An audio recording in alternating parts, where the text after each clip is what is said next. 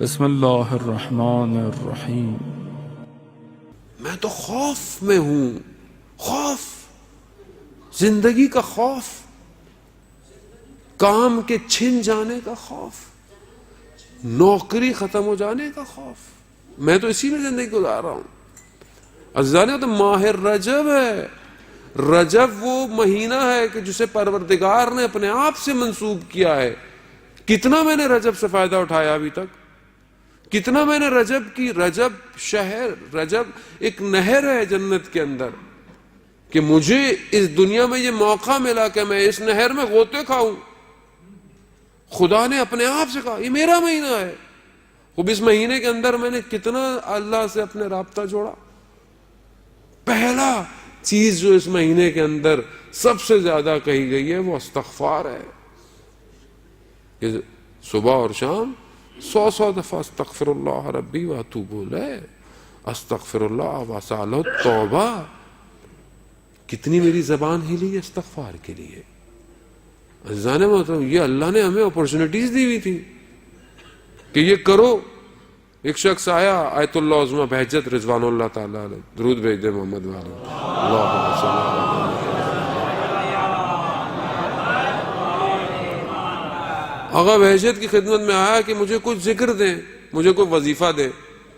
وہ آج کل لوگ ہمارے پاس بھی آتے ہیں، مولانا صاحب کو وظیفہ دے دیں، کچھ شارٹ کٹ دے دیں، وہ کام ہو جائے۔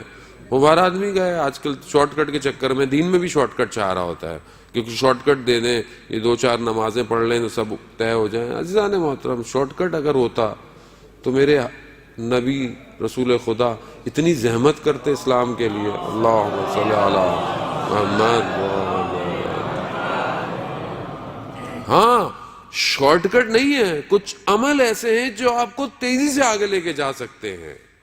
ان عملوں کو ڈھونڈیں کہ اہل بیت نے ان عملوں کے بارے میں کیا کہا ہے۔ خوب آئے ان کی خدمت میں، کہا کہ مجھے کوئی وظیفہ دیں، کچھ ذکر دیں، کہا استغفار کرو۔ یہ آدمی سوچتا ہے کہ یہ کوئی بات ہے، اتنی سی بات کہہ دیا استغفار۔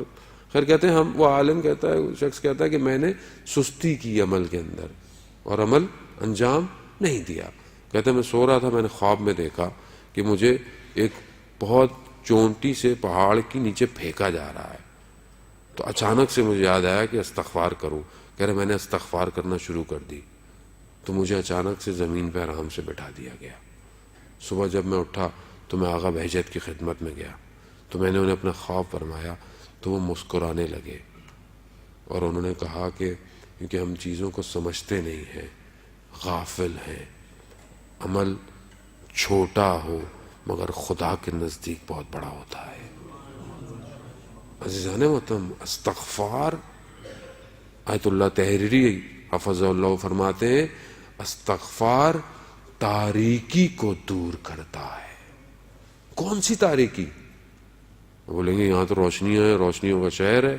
نہیں عزیزان محترم، میرے نفس کے اوپر جو غفلت طاری ہو چکی ہے اس نے مجھے اندر سے اتنا تاریک کر دیا ہے کہ مجھے استغفار کر کے اس کی تاریکی کو دور کرنا ہے۔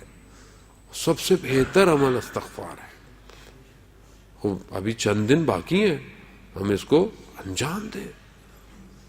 دوسری چیز اس مہینے کے اندر کہ میرے رسول خدا حضرت محمد مصطفیٰ صلی اللہ علیہ وسلم،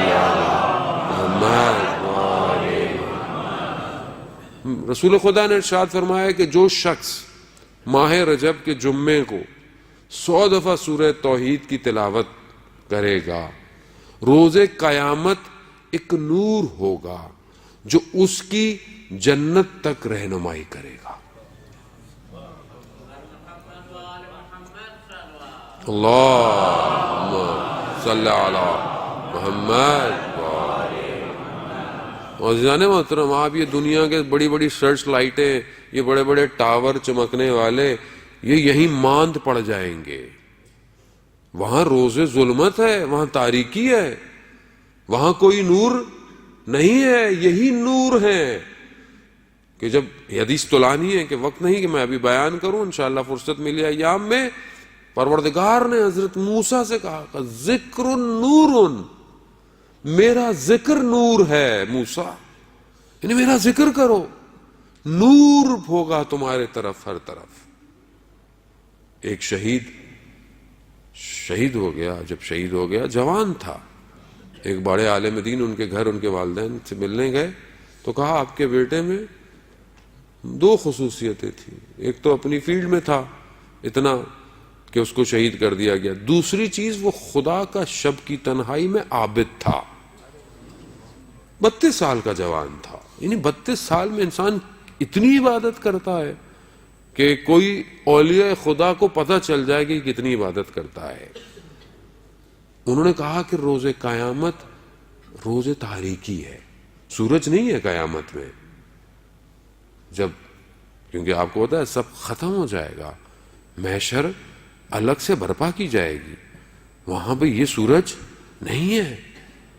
کہا وہاں پر کچھ لوگ ہوں گے کہ جن کے بدن سے نور نکلے گا اور اس نور کی روشنی میں کئی لوگ صراط کا راستہ طے کریں گے. کہا آپ کا بیٹا ان میں سے ایک ہے. اللہ اکبر.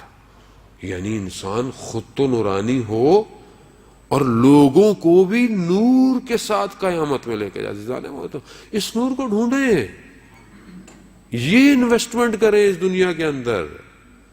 اس نور کی ضرورت ہے. آپ سٹور کرتے رہیں ساری دنیا کی لائٹیں, یہ یہیں بجھ جائیں گی. یہ تو اسی وقت بجھ جاتی ہے جب انسان حالت اعتداء کے اندر اکیلا بیٹھا ہوا ہوتا ہے.